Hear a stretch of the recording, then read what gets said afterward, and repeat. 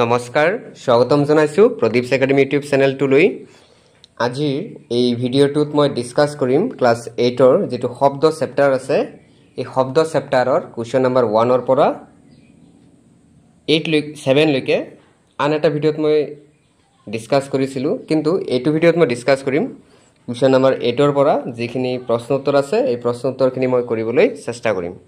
গতিকে আহা question number 8 ত কি কৈছে চাও Question number 8 কৈছে কোলাহল আৰু সংগীতৰ মাজৰ পাৰ্থক্য কি সংগীত কেতিয়াবা কোলাহল হ'ব পাৰে নে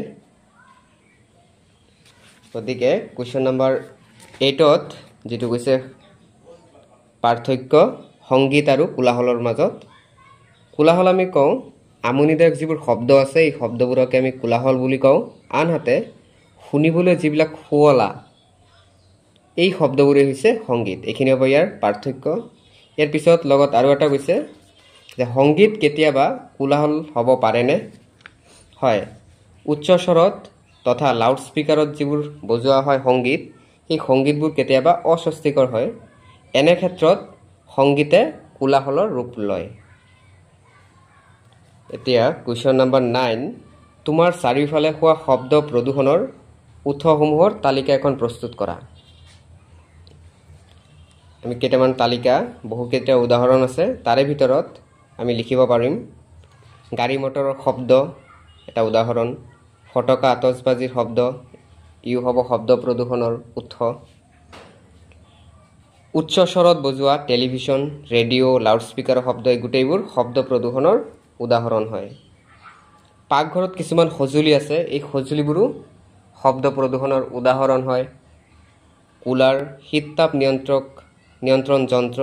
যিবোৰ শব্দ হয় এই শব্দবোৰো শব্দৰ দ্বাৰাও শব্দ প্ৰদূষণৰ সৃষ্টি হয় কোৱেশ্চন নম্বৰ 10 মানুহৰ বাবে শব্দ প্ৰদূষণ কিয় অপকাৰী ব্যাখ্যা কৰা 10 নম্বৰৰ এনসাৰ মানুহৰ বাবে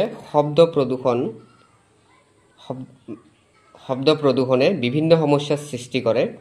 এই শব্দ প্ৰদূষণৰ ফলত টোপনি নোহোৱা উচ্চ ৰক্তচাপ হাই ব্লাড প্ৰেছাৰ বা উৎকণ্ঠা আৰু বহুতো স্বাস্থ্য বিসংগতিয়ে দেখা দিয়ে উচ্চ স্বৰত শব্দ অবিৰতভাৱে যদি শুনি থাকো তেতিয়াহলে মানুহৰ স্থায়ী বা অস্থায়ীভাৱে শ্ৰৱণৰ বিসংগতি ঘটিব পাৰে হে শব্দ প্ৰদূষণ আমাৰ বাবে অপকাৰী 11 তোমাৰ মাৰা দেউতাৰাই ঘৰ এটা কিনিবলৈ ওলাইছে তোমালোকক এটা পথৰ দাঁতিৰ আৰু আন এটা পথৰ পৰা তিনটা উপপথ আঁতৰত থকা ঘৰ দেখুওৱা হৈছে তুমি তোমাৰ মাক দেউতাক কোনটো ঘৰ কিনিবলৈ পৰামৰ্শ আগবঢ়াবা আৰু কাৰণ ব্যাখ্যা কৰা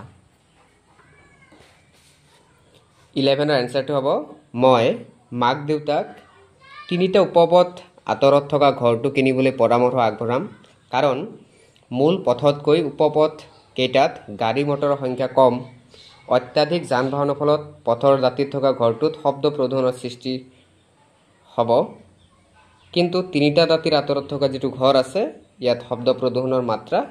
কম থাকিব এতিয়া কোৱেশ্চন নম্বৰ 13 আকাশত বিজুলী আৰু ঢেৰেকণীৰ একে সময়তে আৰু